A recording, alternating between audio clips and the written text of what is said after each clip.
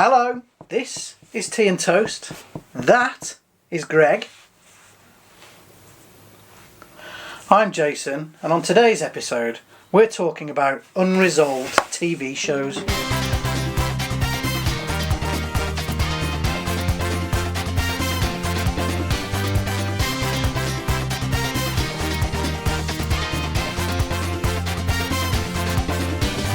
Anyway, today, Greg, we're talking about TV shows that ended on a cliffhanger or were never resolved because they never got another series. Good idea, Greg. I was a bit sceptical at first, but I've done some research and there were some quite good ones. Before we did this, I wrote a list of every idea possible, and he slaughtered every single one. No, I didn't. Anyway, the first one we're talking about is Mork and Mindy, Greg. Oh no, that was Spock. Slightly bit before my time again. Nanu. That's what he used to say. I mean, he was a legend, and I have seen it. Yeah, no, it was. I never didn't watch it probably like you did, because again, repeated all throughout the 80s. Yeah, but I am 10, 15 years younger than you. Not quite. Anyway, Mork and Mindy obviously starred the late great Robin Williams and Pam Dawber, I think her surname was, who played Mindy. It was really the vehicle that launched Robin Williams, wasn't it? Because he was just allowed to be Robin Williams. And he wasn't first choice for that role, I don't think. I don't think he was. However, he did get the role, and the rest is, of course, history. Mork and Mindy became one of those shows that was just on all the time in the 80s that everybody loved. Good family viewing. And it was very funny. Drifting off here, what's the best thing you think he's ever done? Oh, that's a really tough one. It's good, isn't it? Because I really like some of the serious stuff he did, like Dead Poets Society. Of course you do. What about you, Greg? Aladdin. Oh, we've talked about that before. Let's not go off on that tangent about how they fell out with Disney and all of that stuff. Yeah, but he made that film, didn't he? Yeah, he did. How you can make something as big as that from just doing your voice. But incredible. He wouldn't have got that had he not been in Mork and Mindy, because from that point, that led to other things that led him to where he was. Absolutely, Jason, absolutely. And became that unmistakable character and his voice and all of that. You did brilliantly there, because I went off the subject and you segued back into it. Steered it back. Brilliant. Well done, Jason. Anyway, Mork and Mindy ran for, I think, 4 seasons. And the last episode, obviously Mork was an alien, for those who haven't seen it. Mork was an alien who ended up living with Mindy and all sorts of hilarity ensued. And he used to communicate with Orson on his home planet during every episode, where he was just in a black room. Do you remember that? It was very in the cheap. Red suit. Yeah, it was very cheap and tacky, wasn't it? Yeah. And his spaceship was an egg, I seem to remember. Yeah, it was, yeah. Cracked. Anyway, their final episode of Mork and Mindy had them travelling in time. They were trying to escape an enemy with a time travel device, and they ended up in prehistoric times, Greg. That's when the dinosaurs were around, cavemen and all that kind of stuff. You mean like you? The final shot of that episode... What? The final shot... Oh, shot. Was a cave drawing of Mork and Mindy. And that was it. So we never knew whether they got back home or... Well, they just left it? Yeah. They can't do that. They did.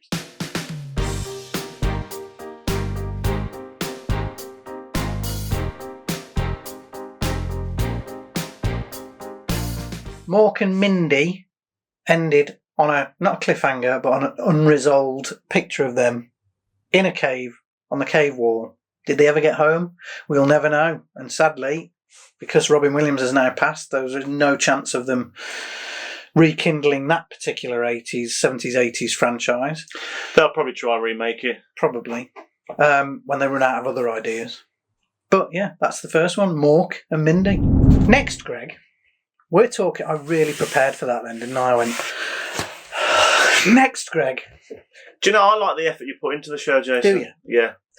Next, Greg, we are talking about what at the time for me was something that I watched but thought was a bit poor, but now look back on it with nostalgic glasses and think, oh yeah, that was better than I thought it was at the time. Oh, right, see, here's what I'm going to say now. What? I used to watch it because of what it is. Yeah. And watch it and dislike it enormously. And now I look back and dislike it enormously even more. Do you? Yeah. All right. I quite like it. Terrible. It's cheesy and really 90s. Anyway, we're talking about Lois and Clark, The New Adventures of Superman. Is that what it was called? Do you know there was hardly any scenes of him flying?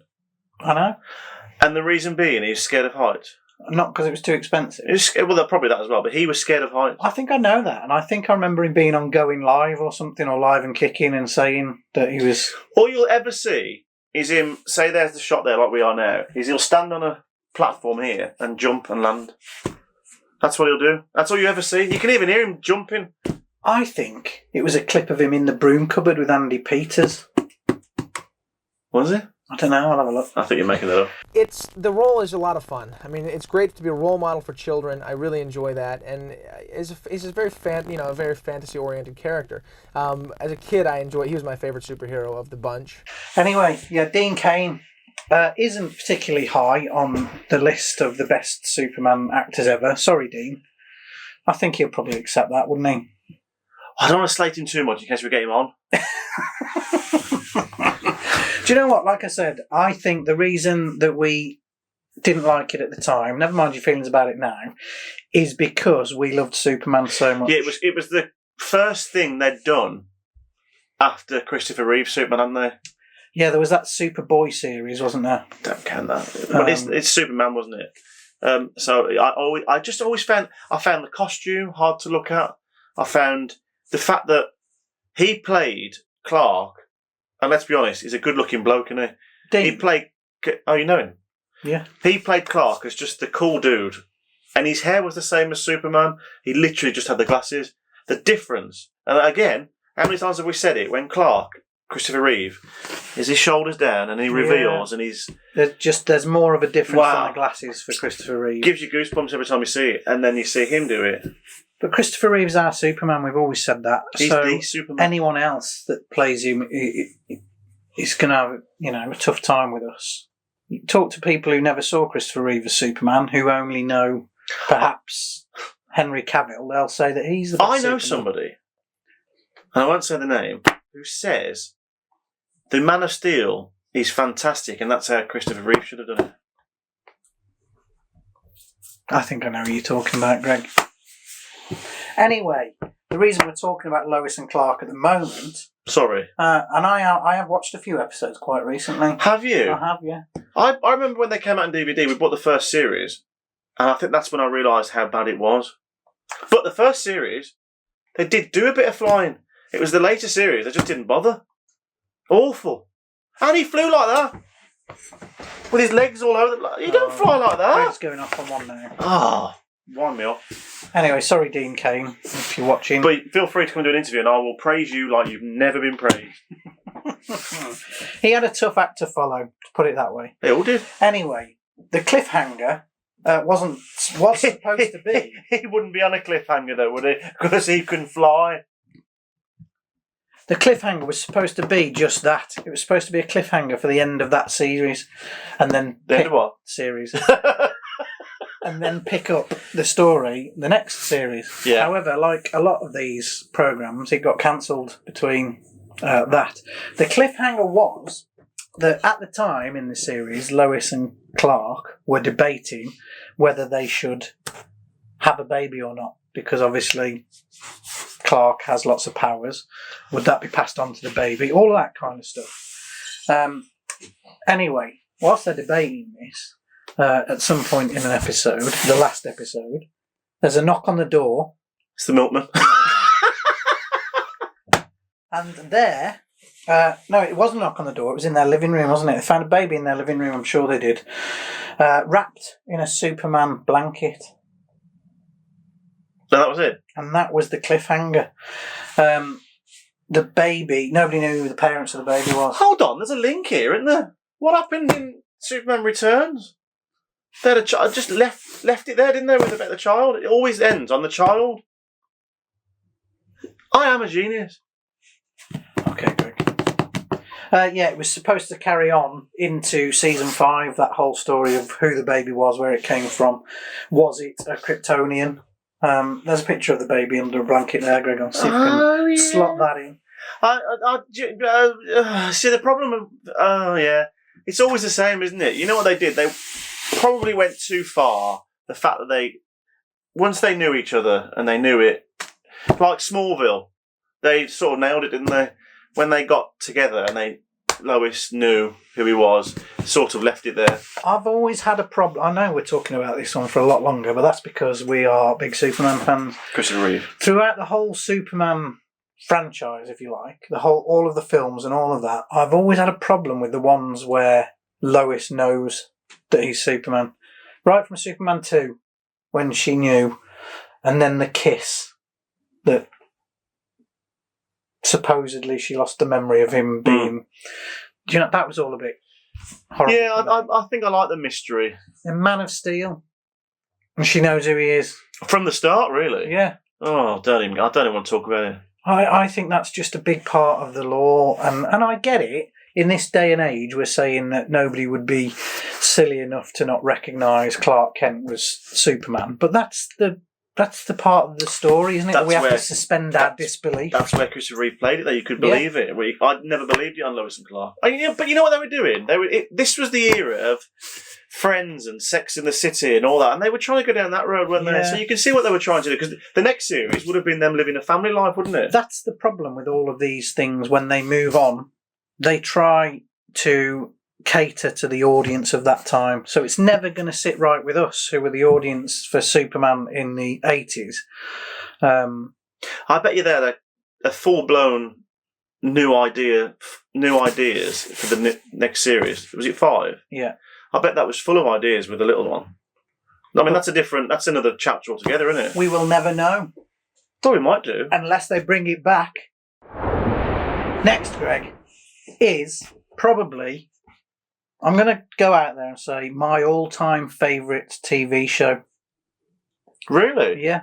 Over all the other things that we talked about, like Knight Rider and Street Hawk and all of those. This is a big thing you're saying, Chris. I know. It's better be good, because I'm not quite sure what's coming. Quantum Leap.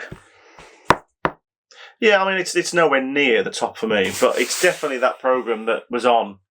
And my dad, when my mum was playing bingo, my dad would watch it, and I'd sat there, and I enjoyed it on a Sunday. It was always on a Sunday, wasn't it? Tuesday, actually. But it was definitely on a Sunday when I was growing up. On a Sunday when you were growing up. It was on a Tuesday night when it was first aired in the UK. Yeah, it wasn't then. Definitely Sunday with a banana sandwich. Because I used to watch Red Dwarf and Quantum Leap on the same night after Telly Addicts on BBC One.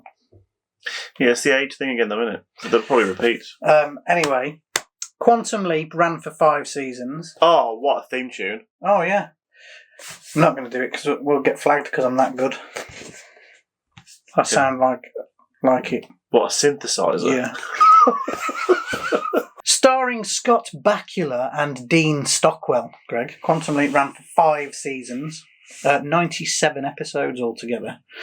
And I've got to say that I don't really think there were any episodes that were terrible. There were some episodes that weren't quite as good as some of the others, but there's some absolute classic episodes in there. The Leap Home and all that stuff. All the way up to the season 5 finale, which was called Mirror Image. This is what... Go on, get to it then. In this...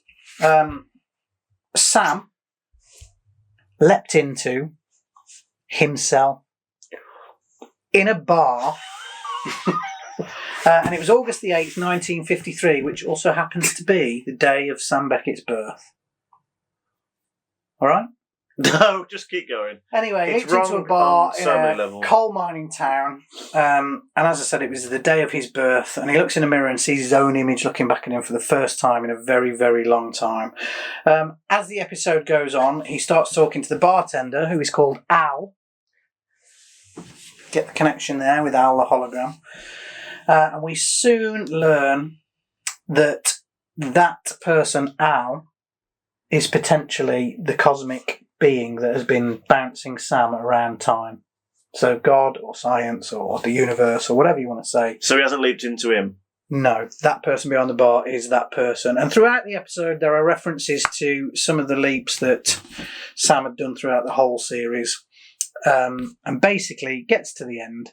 To cut a long story short, gets to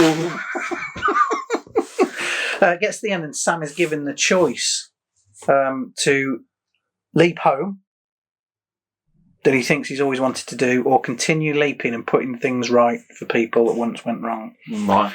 Now, Sam obviously says that he wants to go home. However, there's one thing that he really wants to put right for his best friend, Al. And that is that Al's wife, Beth, left him because he was a prisoner of war.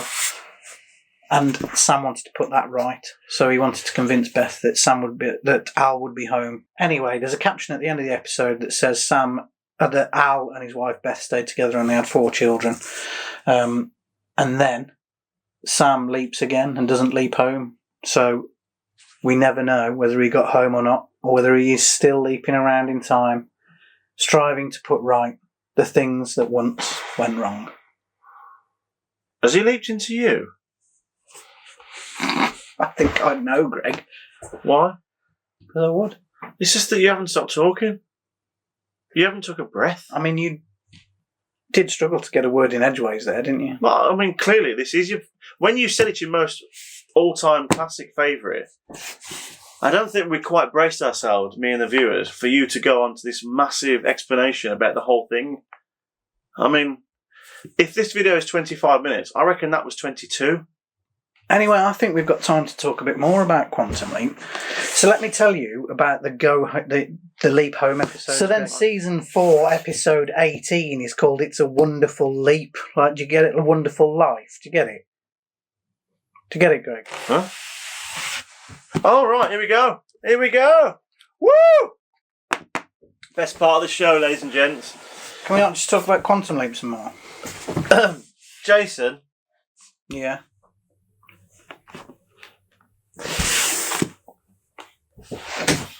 Jason. Yeah. My wife asked me to put ketchup on the shopping list. Now I can't read anything.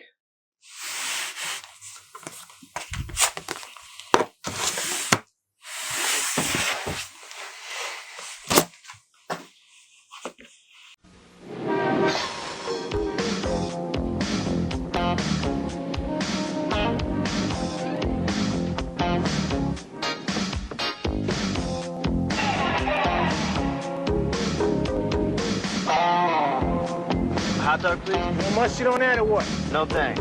I got it covered. Heinz ketchup. It's so rich, so thick. Why waste time with anything else? Heinz, the best things come to those who wait. So, So. that's the end of the show. Show. Thanks for watching. I would give you the email address to send us any of your messages to. However, Greg has left the board at home. We know that for a fact. I don't believe it. Look! In all the years we've been doing this, it stayed with us from day one, and it's back. Send us your messages to tnt@totgoo.com. That's tnt@totgoo.com. It does not have to be in capitals. No, it doesn't. Oh, I've been waiting to do this. Careful, Greg. Oh, you missed that? No.